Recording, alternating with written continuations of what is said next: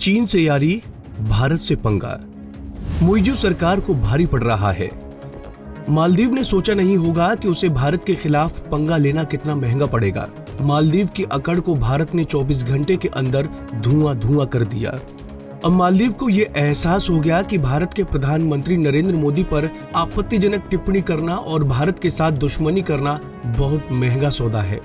अब मालदीव के राष्ट्रपति मुइज़ू जिनपिंग के दरबार में हाजिरी लगाने पहुंचे हैं। माना जा रहा है कि भारत के खिलाफ मालदीव के बिगड़े बोल चीन की शह पर निकले थे।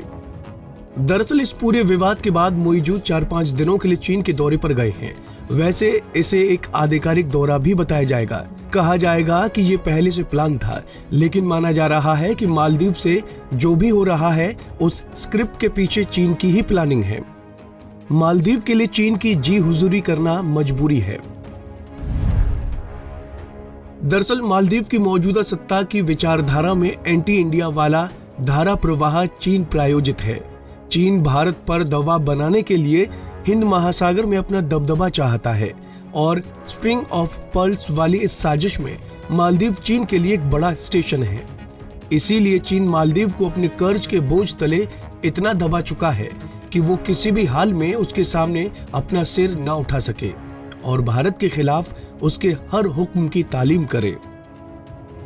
भारत से रिश्ते खराब करना मालदीव की इकोनॉमी को धराशायी कर सकता है। ये हम यूं ही नहीं कह रहे हैं, इसको आप ऐसे समझिए। मौजूदा वक्त में भारतीय पर्यटक मालदीव की अर्थव्यवस्था के लिए एक बूस्टर डोज की तरह हैं, क्योंकि मालदीव की आर्थिक सत्ता इस वक्त टूरिज्म पर टिकी है और भारत उसका सबसे बड़ा स्टेक होल्डर है। सबसे ज्यादा टूरिस्ट भारत से ही मालदीव जाते हैं और मालदीव ने उन्हीं पर्यटकों को नाराज कर दिया है।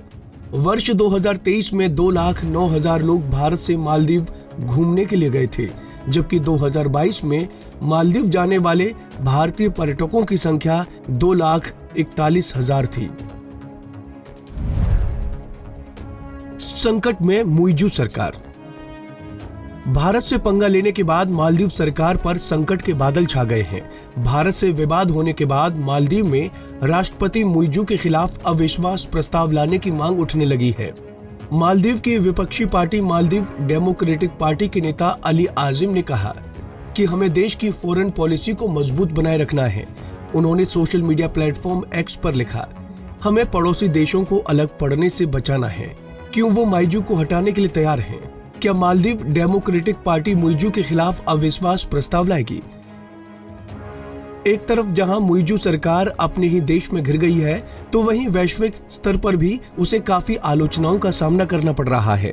भारत के अहम दोस्त इजराइल ने मालदीव को लेकर बड़ा ऐलान कर दिया है। भारत में इजराइल के दूतावास की ओर से भारत के समर्थन में सोशल मीडिया पर लिखा कि भारत सरकार के अनुरोध पर यहां डिसैलिनेशन प्रोग्राम शुरू करने के लिए हम बीते साल लक्षद्वीप गए थे। इजराइल इस परियोजना पर कल से ही काम शुरू करने के लिए तैयार है। इजरायली दूतावास की ओर से लक्षद्वीप की सुंदरता को दर्शाती कुछ तस्वीरें भी साझा की गई हैं। इन तस्वीरों को शेयर करते हुए कहा गया है कि यहाँ इस द्वीप के मनमोहक आकर्षण को दिखाने वाली कुछ तस्वीरें।